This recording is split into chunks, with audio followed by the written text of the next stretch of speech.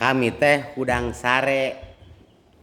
tadi isuk-isuk dasok mengetkeun lamun tas subuh teh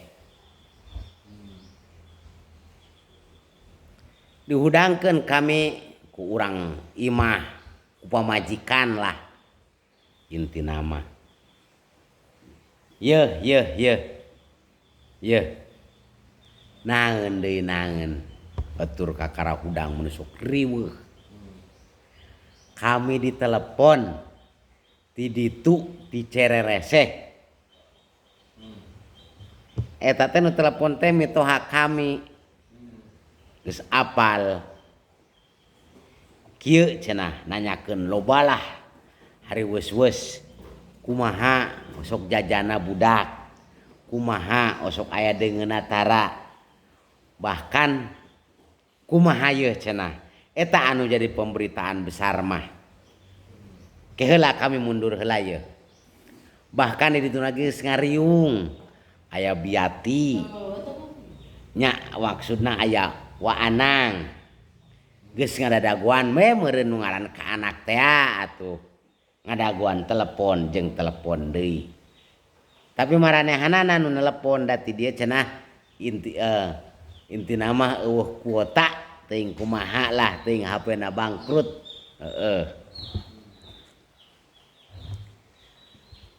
kieu cenah di dinya kumaha yeuh geus riweuh acan geus marili baju lebaran geuning di dieu mah tuh geus ting seleber kana motor da budak-budakanana si uwah mah bisaeun kana motor anu ka cahaya anu ka matahari aya nu mak cahaya ieu teh mall cahaya di Cikatomas anu ka matahari anu sagala ka mana lah pokona mah ka toko-toko baju bae ari cik pamajikan kieu di temalan teu di dieu mah beuteur riweuh ararane kabeh weusingna nu hayang buja baju acan teuing mengke mah cenah eta cenah aya oge riweuhna kana daging di dieu mah mane geus ditanyakeun sabaraha kilo jeung hayang entog atawa hayang hayam BR lah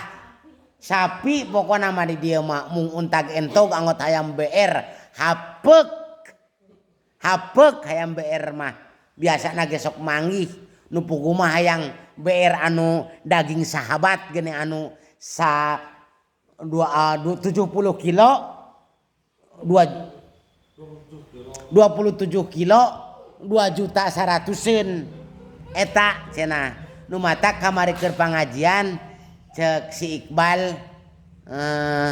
arek aya open house mun ceuk urang mah welcome drink arek naeun terus ibu-ibu teh ngajawab arek cilok cenah mung nu sejen hayang cilok heueuh tah jadi teu riweuh kana bula beuli baju lah ngan brak ngebadeg baju mah ngabadeg nganu bencah mah nu hayang mah daging ngan teuing ti mending ngecelokna yeuh lah rek ngomong ka si Husni THR sugan we dibere lah biang tah Husni kitu aing dengekeun